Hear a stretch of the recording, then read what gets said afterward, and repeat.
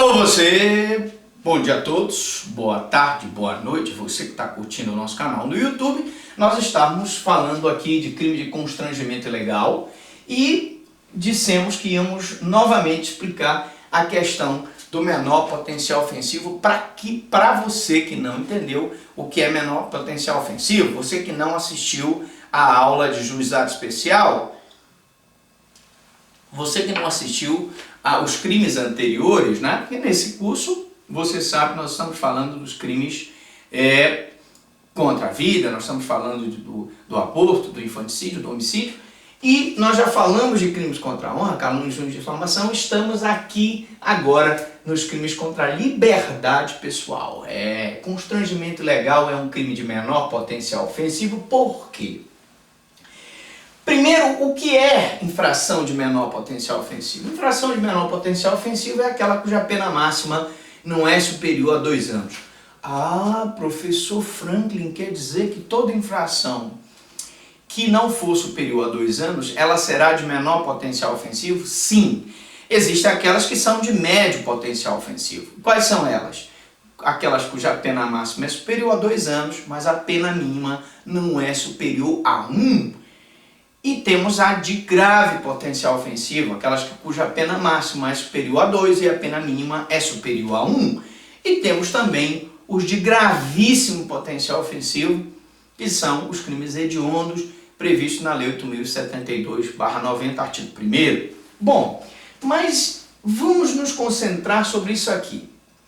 Significa que quando uma pessoa pratica constrangimento ilegal, ela não pode ser presa em flagrante delito. Ela não pode pagar fiança para ser liberada.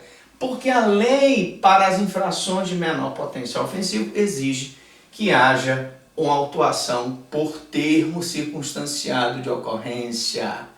Termo circunstanciado de ocorrência é o inquérito resumido. É quando o delegado de polícia faz um procedimento simplificado do inquérito policial, onde ouve a vítima, ele ouve as testemunhas, por fim ouve o acusado. Se tiver algum exame pericial para fazer, se houver lesão, alguma coisa, ele faz o exame pericial, encaminha para o juizado especial, onde será feita a audiência preliminar, onde primeiramente eu tenho a composição civil, depois que é a proposta em que a vítima pode acordar uma indenização com o acusado. Se não houver composição civil, tem a transação penal, em que o Ministério Público pode propor uma pena não privativa de liberdade ao acusado. E, finalmente, se não houver a transação penal, eu tenho o oferecimento da denúncia. Então, resolvida essa questão de menor potencial ofensivo.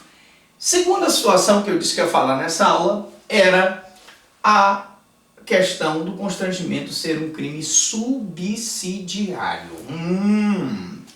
E eu explico por que é subsidiário. Bom, o crime é subsidiário porque, na verdade, ele tem a característica do constranger alguém mediante violência ou grave ameaça. Se o constrangimento ilegal é um constrangimento simples, com nenhuma outra finalidade, eu tenho constrangimento ilegal propriamente dito.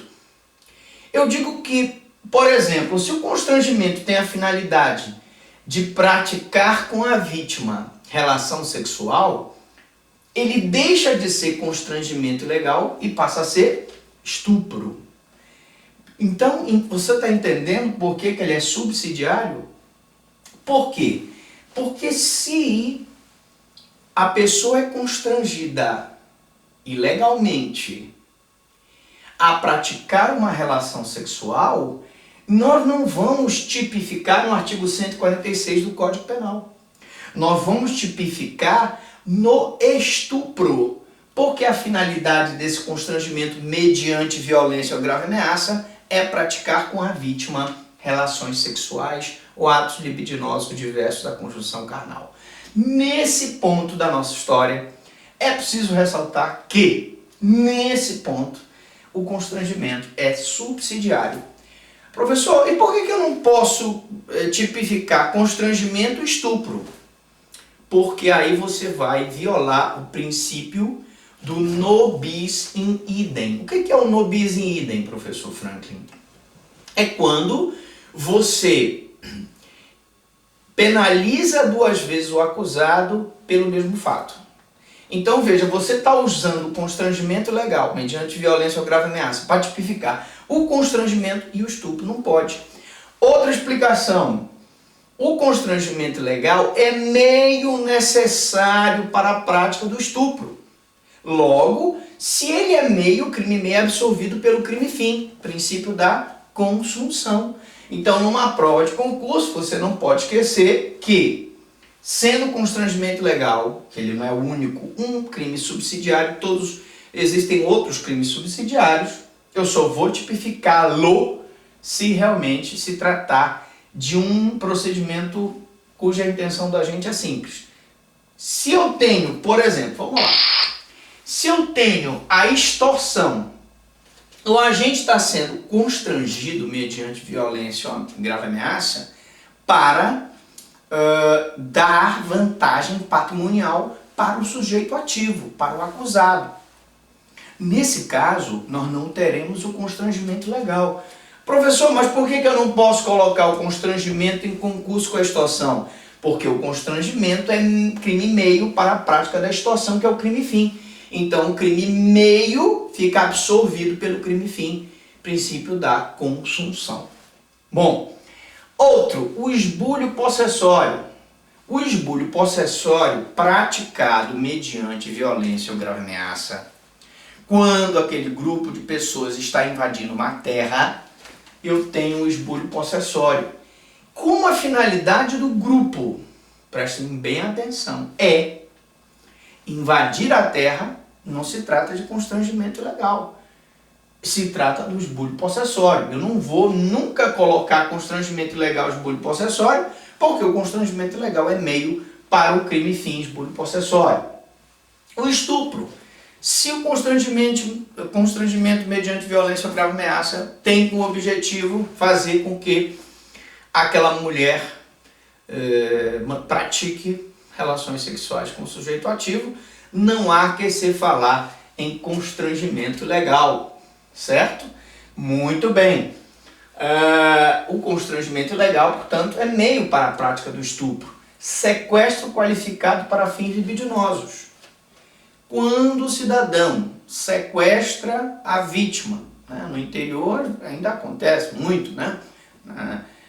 O cidadão sequestra nas tribos, antigamente, né? Sequestrava naquelas tribos indígenas, aquelas índias, para a prática de fins libidinosos. Isso é crime. E não se trata de simplesmente constrangimento legal, porque a finalidade do sequestro, da privação da liberdade da vítima, é para fins libidinosos. Muito bem. Também temos o atentado contra a liberdade de trabalho. Qualquer constrangimento ilegal contra a liberdade de trabalho, eu vou ter o crime contra a liberdade de trabalho, artigo 197 do Código Penal. Professor, você pode dar um exemplo de crime contra a liberdade do trabalho? Muito bem, vamos dar um exemplo. Nós temos aí a greve da Polícia Militar. Quando a Polícia Militar faz uma greve e vocês verificam que vai para frente do quartel as mulheres, né? Claro que tudo aquilo dizem que é maquiado, né? Mas, de qualquer forma, se tem as mulheres dos PMs constrangendo, evitando que eles saiam para trabalhar, nós vamos ter um atentado contra a liberdade do trabalho. Outro exemplo, greve dos rodoviários. Aí vai aquela grande quantidade de pessoas do sindicato para frente das garagens, impedindo que os ônibus saiam para trabalhar. Isso aí é um atentado contra a liberdade do trabalho. Não há que se tipificar em constrangimento legal, porque aqui está o constrangimento ou grave ameaça tem como objetivo impedir que a pessoa trabalhe. Muito bem. Agora, crimes mais graves que absolvem o constrangimento legal. Absolvem porque aqui nós temos o princípio da consunção. Crime meio é absolvido pelo crime fim. Sequestro e cárcere privado. Vamos lá. Sequestro e cárcere privado. Vamos fazer uma diferenciação. Uma coisa é você constranger a vítima, como eu dei o exemplo, a dançar. Uma coisa é eu constranger a vítima fazendo com que ela tire a roupa em público, na frente da delegacia de polícia, por exemplo, fazendo ela ser exposta nu. Uma coisa é esse constrangimento simples e outra coisa é o sequestro e cárcere privado. Se o agente sequestrar a vítima e mantê-la em cárcere privado, estará configurado o sequestro e cárcere privado, porque há privação da liberdade por tempo juridicamente relevante. Beleza? Então, vamos lá. Vamos dar um exemplo. Imagine você, aquele cidadão apaixonado pela mulher, a mulher não quer mais nada com ele, e ele então sequestra a mulher, né?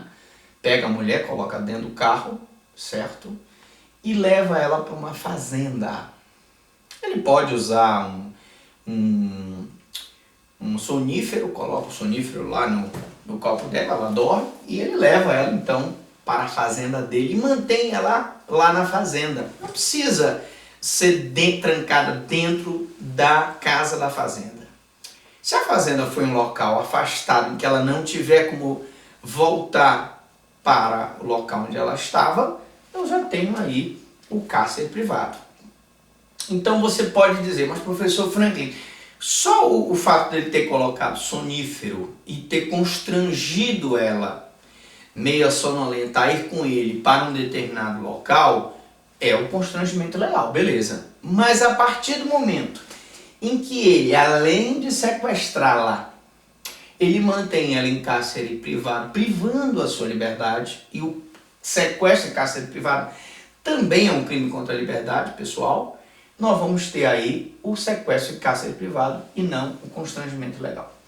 Na próxima aula eu vou explicar melhor por que a extorsão pressupõe a intenção do agente de obter vantagem patrimonial. Mas daqui a pouco eu volto. Você gostou? Curta. Você tem um amigo que gosta também de assistir vídeo aula? Compartilhe. E se você quiser ter acesso a mais de 1000 videoaulas de penal, processo penal, civil, processo civil, direito da criança, criminologia e outros, você vai lá no canal do professor Franklin Lobato Prado, e se inscreve. É de graça, meu amigo. De graça até injeção na testa, de graça até ônibus errado. Você fica aqui com a gente assistindo, numa boa, você pode assistir a hora que você quiser. E o melhor de tudo, não paga nada. Aulas bem simplórias, no sentido de direto ao ponto, com doutrina, com jurisprudência, que não deixa a desejar nada a ninguém. Um grande abraço, eu volto daqui a pouco, depois dos comerciais, explicando a questão da extorsão. É rapidinho. Tchau, tchau.